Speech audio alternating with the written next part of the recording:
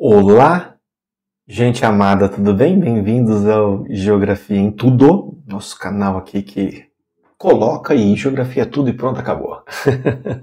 E também, meu nome é Eli Fernando, sou professor aí do Instituto Federal e tenho a honra aí de estender essas aulas aí para vocês. Então, bem-vindo ao nosso canal Geografia em Tudo. Depois, sempre vocês sigam aí, toda semana a gente tem aula de atualidade e nós temos todo esse conteúdo para ensino médio, concurseiro, quem gosta de geografia, estamos aí, tá bom, gente? Então, sejam sempre bem-vindos. Hoje nós vamos fazer a última aula dos conceitos e do que é geografia, do que envolve a geografia, que são os princípios da geografia. Primeira coisa, coloca na cabeça que princípio, gente, da geografia, princípio, é uma coisa que dá coerência ao estudo da geografia.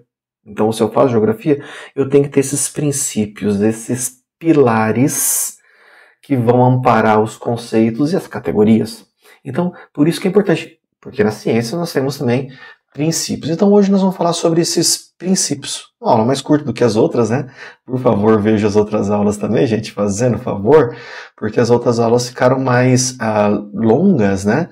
Essas outras aulas, né? Então, nós temos que ter esse cuidado aí de também olhar as outras aulas porque uma aula puxa a outra. Vocês vão ver que nós vamos falar várias coisas aqui das aulas do que é geografia, das escolas da geografia e dos conceitos da geografia, né? Quando nós fizemos aí a comparação com as escolas geográficas. Então vai lá e dá uma olhada, tudo bem? Então, princípios da geografia, vamos lá? Adoro esse assunto, é um assunto muito importante.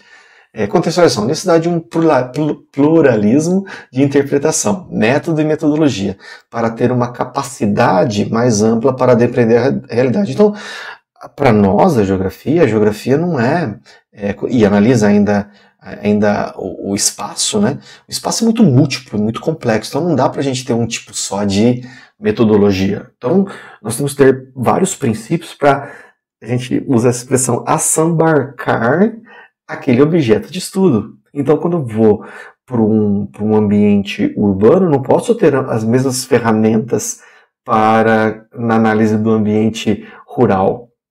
Então, eu tenho que ter por ter uma coisa complexa, diversificada, imponderável, eu tenho que ter esse pluralismo, tá bom, gente? Pluralismo de ferramentas, tá bom? A outra coisa que nós temos aqui é a realidade geográfica com novos atores, ações e técnicas. Gente, antigamente vamos lá, no século XIX, existe metrópole e colônia, e começaram a ter alguns países. Agora a gente tem países poderosos. Quem diria a China, né? Que coisa interessantíssima, ela voltando no lugar que ela tinha na história. Mas agora tem que ter um ferramentário diferente para analisar o objeto de estudo econômico China, no espaço chinês, no espaço mundial. Então, as realidades, os novos atores e as técnicas, então, gente. A informática, os meios de transporte, os meios de comunicação. Então, eu tenho que ter princípios diversos, resgate de metodologias para fazer esse estudo mais completo. Atualmente, a geografia é muito mais multidimensional, multivocal e de múltiplas perspectivas. Os caminhos e os conceitos para entendê-la devem ser sempre revistos, reincorporados. Coisa linda é o estudo de como eu produzia a geografia. O estudo do conhecimento da geografia chama epistemologia. Então, vai e volta. Por exemplo, surgiram coisas novas que eu tenho que usar ferramentas antigas, que não são ultrapassadas. Não, revista só, né? Importância da ponte entre geografia escolar e acadêmica, professor, pesquisador e aluno pesquisador. Uma coisa interessante. Você, do ensino médio, tem que ser pesquisador também. Eu, dando aula para vocês, eu tenho que continuar estudando, para poder explicar a realidade para vocês, dialogar com vocês, conseguir interpretar o que vocês estão falando nesse momento. Né? Então, por isso que tem que ter essa ponte, né, entre a geografia escolar e acadêmica e vice-versa. Nós acadêmicos, nunca podemos esquecer do ensino básico. O ensino básico sustenta a formação de professores, a necessidade de ter professores e professores pesquisadores, professores e professoras lindas, maravilhosas em todos os nossos colégios públicos particulares, né? Então é importantíssimo. Os princípios da ciência são fundamentos básicos que orientam, cafezinho aqui, né? que orientam o pensamento científico. Eles funcionam como pilares filosóficos, é coisa ainda, e metodológicos que garantem a coerência e a validade e a continuidade do conhecimento científico. Então eles são constantes e são incorporados, mas eles que vão dar um tipo de coerência ao estudo, seja da geografia, seja da história, seja da sociologia, filosofia, da matemática, assim por diante. Tá? Esses princípios são compartilhados entre diversas ciências, ainda que cada um aplique a sua maneira, conforme seus objetos e métodos, objetos de estudos e métodos. Olha os princípios da ciência, que legal. Princípio da objetividade, princípio da verificabilidade, quer dizer, eu tenho que testar as coisas, princípio da refutabilidade ou falseabilidade, Karl Popper introduziu isso. É interessante isso. Não é um conhecimento científico, ele vai ser científico até ele ser refutado. Então ele nasce para ser refutado. Talvez uns durem mais, outros durem menos, mas eles nascem para ser refutado. Talvez não seja uma verdade eterna. Então sempre tem que estar em busca da verdade e não ser a verdade. Em busca da verdade. Né? Coisa interessantíssima. O princípio da sistematização. A ciência não é um conjunto isolado. Eu tenho que ver como que cada objeto de estudo, como as variáveis se comportam entre elas. Então é um sistema. Né? Por exemplo, não dá para eu analisar a região metropolitana de São Paulo, não dá, sem analisar o Brasil, sem analisar o interior do estado de São Paulo, sem analisar a ligação que a região metropolitana de São Paulo tem com o Rio de Janeiro, com a região metropolitana de Janeiro, de Belo Horizonte, não dá. Eu tenho que analisar tudo, é um sistema. Né? Coisa linda, né? Princípio da reprodutibilidade, princípio da bula de remédio. Olha, gente, você fez algum estudo, seja um artigo científico, um TCC, ou eu fiz um pós-doc, eu fiz um doutorado, eu tenho que mostrar como que eu fiz aquilo lá. Mostra como você chegou até aqui. Então, para eu saber, para eu validar se é ciência ou não. Não tem esse negócio de receita escondida. Não, na ciência não. Você tem que mostrar como você chegou àquilo para ser validado como um conhecimento científico. É interessante, né? Princípio da incerteza, provisoriedade. A mesma coisa da refutabilidade. Mesma coisa não. Coaduna com a refutabilidade. O conhecimento científico é provisório. Né? Princípio da universalidade. As leis científicas devem valer para qualquer lugar e tempo, respeitando, é claro, o momento histórico. Tudo bem? Então, é como se eu criasse uma teoria, criasse um conhecimento que eu possa ser validado tanto por acadêmicos australianos, chineses, russos, paraguaios. Então eu tenho que ter uma conversa que eu possa, nessa bula de remédio minha, nesse conhecimento científico, eu possa ter minimamente uma conversa para eu acrescentar ou refutar, né, alguma coisa. E eu vou aceitar, né? Princípios da geografia, é coisa interessante aqui, me desculpa. Objetividade. Comparando os princípios científicos que nós acabamos de falar na geografia, depois vamos falar especificamente só da geografia. A objetividade se reflete na análise crítica do espaço e dos dados empíricos. Que coisa interessante. Eu pego aqueles dados, seja por estatística, seja por pesquisa qualitativa, que eu vou entrevistar as pessoas, mas eu tenho que mostrar, né? Tenho demonstrar como que eu consegui aquilo. Verificabilidade aparece nos estudos de campo, nos censos, nas imagens satélites. Umas coisas vão sempre completando a outra, ou, por exemplo, a estatística cabe na objetividade e na verificabilidade. Sistematização está nas articulações teóricas entre território, economia, sociedade, o exemplo que eu dei das regiões metropolitanas que se interagem. Provisoriedade é visível nas revisões conceituais, mudança de paradigmas da geografia quantitativa para a geografia crítica. Por exemplo, por que existem visões de escolas? Porque essas visões de escolas elas foram incorporando novas técnicas, novas ideias e novas metodologias, novas ferramentas, que daí elas, eu não estou fazendo mais aquilo que a tradicional fazia, eu estou fazendo agora uma coisa mais matematizada. Então, agora eu sou quantitativa, eu estou com uma visão histórica, uma visão de luta de classe, eu sou marxista, eu quero saber mais do indivíduo, eu sou mais cultural, de pertencimento, espaço vivido. Olha que coisa interessante, né? Então, por isso que tem as escolas, né? As visões, os paradigmas, né? Os paradigmas são feitos também para serem vencidos, né? E falando só da geografia, né? A geografia daí fez os seus próprios conceitos. Olha, isso aí foi construído com o tempo, gente. Nós vamos ver aqui, é uma coisa interessante. Princípio da extensão. Friedrich Hatzel, 1844, 1904. Opa, lembra que teve um historiador francês que falou que ele era determinista, o Hatzel. Lucien Febvre. Não. Ele também sabia a importância do possibilismo, mas trabalhou muito o determinismo. Vocês estão entendendo? Então, o Lablache leu muito o Hatzel. Tá? O princípio da extensão diz que é preciso delimitar o fato a ser estudado, localizando-o na superfície terrestre, quando apresentado a área de um país. Então, extensão. Até que tamanho vai esse fenômeno, esse objeto de estudo da geografia? Até que tamanho vai uma cidade? Até que tamanho vai esse grupo cultural? Até que tamanho, para eu cartografar, vai essa influência de um país sobre o outro? Né? Depois, o princípio da analogia, comparação. Isso em todas tem coisa interessante, né? Exposto por Carl Ritter, um dos primórdios da geografia, entre os séculos XVIII e XIX, e Paul Vidal de Lablache, um dos pais da geografia, junto com o Hatzel, da geografia moderna. Estes autores mostraram que é preciso comparar o fato ou área estudada com outros fatos ou áreas da superfície terrestre, em busca de semelhanças e diferenças.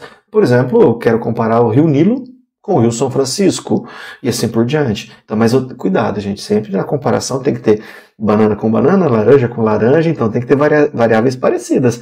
Não adianta pegar uma cidade pequenininha, e comparar assim, não, porque é melhor viver em São Paulo do que em uma cidade pequenininha. Não é assim. Calma, compare São Paulo com pares parecidos, né? Então é importantíssimo isso daí. Princípio da causalidade e razão, formulado por Alexander von Humboldt, junto lá com Carl Ritter. Carl Ritter foi um dos primórdios da geografia entre os séculos XVIII e XIX, tá? Formulado por Humboldt, que diz respeito à necessidade de explicar os porquês dos fatos. A causa do terremoto do Haiti, qual que é? Limite de placa tectônica. O Alexander von Humboldt fez um negócio interessante, que ele percebeu a causa de ser o litoral do Chile e o litoral do Peru seco, por causa depois deram o nome de corrente fria de Humboldt, porque evapora menos água, então deixa mais seco o litoral do Chile e do Peru. Então isso é uma causalidade. Então olha que coisa interessante, né? Que o Alexander von Humboldt fez. Então, o princípio da causalidade, né? O princípio da conexidade ou interação, apresentado por Jean Brunhet. Segundo ele, foi um dos alunos de Lablache. Segundo ele, os fatos não são isolados, e sim inseridos num sistema de relações, tanto locais quanto interlocais. A crise na Ásia afeta outras áreas do mundo. Essa briga de tarifas comerciais que o presidente dos Estados Unidos está fazendo, isso daí mexeu com o mundo inteiro. Então é isso. Conexidade e interação, principalmente porque todo mundo faz comércio com todo mundo, né? Princípio da atividade dinâmica, formulado também por Brunhet, que afirma ter os fatos um caráter dinâmico, mutável e que demanda o conhecimento do passado para a compreensão do presente e previsão do futuro. Olha que coisa interessante isso. O geógrafo, o estudante de ensino médio que está na geografia, goste de história, tá? O estudante de geografia, ame história. Porque daí tem essa coisa dinâmica, eu tenho que perceber até que período aquela história afetou o dinamismo dessa atividade atual, para eu poder também fazer uma projeção de algo, né? Dar um mínimo de previsibilidade. Então eu tenho que entender toda essa coisa. Ela é dinâmica, então até que ponto a história é mais forte, o histórico é mais forte, o passado é mais forte no presente, ou o presente não lida mais com isso, com o passado. Então tem que saber, é interessantíssimo isso. E vamos para o nosso exercício, é uma coisa interessante. A geografia como ciência é um verdadeiro ou falso, né?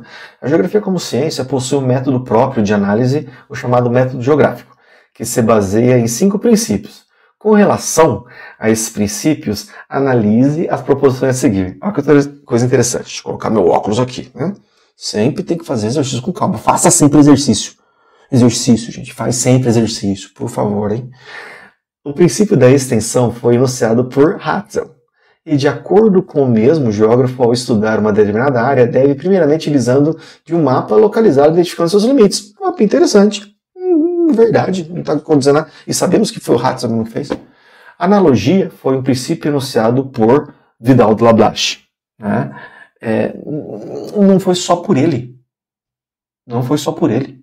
Se você analisar aqui, vamos lá para a analogia, uma coisa interessante. Olha lá, analogia, nós temos também exposto por Carl Ritter e Paul Vidal de Lablache. Pergunta difícil, né? Então, aqui cravou que foi só o Paul Vidal de Lablache. Analogia, comparação. Então vamos deixar um V ali, depois um F, vamos ver. Porque está falando que foi um princípio enunciado por Vidal de Lablache. Não, o Carl Ritter já fazia isso, tá? Antes de Lablache. Na causalidade, o geógrafo, ao observar um fato, deve identificar as causas que levam à existência, levam à sua existência, procurando estabelecer as relações de causa e efeito. Interessante, razões, bacana. Na conexidade, o estudioso da geografia verifica que os fatores físicos e humanos não agem de forma isolada. Tem que ser uma coisa sistêmica. Na formação de uma paisagem existindo, pois, uma inter-relação entre eles, natural e antrópico. Esses fatores agem de maneira integrada, sistematizada. Tá? Também verdade. Jean Brunhet formulou o princípio da atividade dinâmica, na qual assinala que a paisagem não é estática, mas está em constante transformação e é, portanto, dinâmica. Gente, então, tá tranquilo aqui. Olha lá, VF, como nós falamos da analogia lá, também foi pelo Ritter, né? Carl Ritter, né? Então, nós temos aí VF, VVVV. Vamos fazer um último aqui para a gente aproveitar. A evolução do... 2023, hein? 2023 aí, ó. A evolução do pensamento geográfico perpassou diferentes métodos filosóficos e, assim, distintas perspectivas teórico-metodológicas foram intelectualmente concebidas dentro da ciência geográfica. Assinar a alternativa correta no tocante às principais escolas de pensamento geográfico. Vamos ver? A geografia tradicional prioriza as representações de ordem simbólica e identitária. Isso aí tá com cara de geografia cultural, gente. Geografia cultural, vamos ver. A geografia clássica, ou tradicional, surgiu imbuída da objetividade, generalidade, lógica formal, matemática. Isso daqui, gente, está com cara de geografia quantitativa e não de clássica. A corrente chamada geografia ativa, dos anos 60 e 70, em sua concepção dos estudos sociais, econômicos, políticos e regionais, privilegiou a oposição entre o determinismo ambiental. De novo, essa mesma coisa, gente. Tá com cara... Sempre quando surge isso daí, gente, é fácil de matar a questão, porque daí fica lá da briga entre possibilismo e determinismo, que eu já expliquei para vocês que não é bem assim, tá? Então, essa daí tá mais com cara de geografia clássica. Vamos ver a última. A geografia crítica surgiu em meados dos anos 60 como crítica ao capitalismo e como reação à própria geografia tradicional e à geografia quantitativa, e postulou que o espaço tem um papel tão ativo quanto a estrutura econômica, política e social. Reprodução capitalista, para a reprodução capitalista e produção do espaço, fazendo parte da dialética entre o modo de produção e luta entre as classes sociais. Luta de classe no espaço. Né? Esse é interessante. Eu olharia essa, vamos lá, olha só, essa daí mesmo. Interessantíssima, gente. Gente, muito obrigado por assistir essa aula. Agora nós terminamos esse conjunto de aulas que é para conceitos da geografia. Então, nas próximas a gente já começa conteúdos mais específicos, mas, por favor, esses exercícios caem. Então, nós temos que sempre revisar você vestibulando, você que gosta disso, então depois a gente pode passar, ter a bibliografia aí para vocês dar uma congelada na bibliografia, dar uma olhada aí, é interessante. Você, estudante de geografia, tem que saber bastante sobre epistemologia da geografia. Então, muito obrigado pela aula. Nas próximas a gente já vai falando sobre assuntos de conteúdo mais específicos, tá bom? Um grande beijo, gente amada. Muito obrigado pela companhia no canal Geografia em Tudo. Até mais.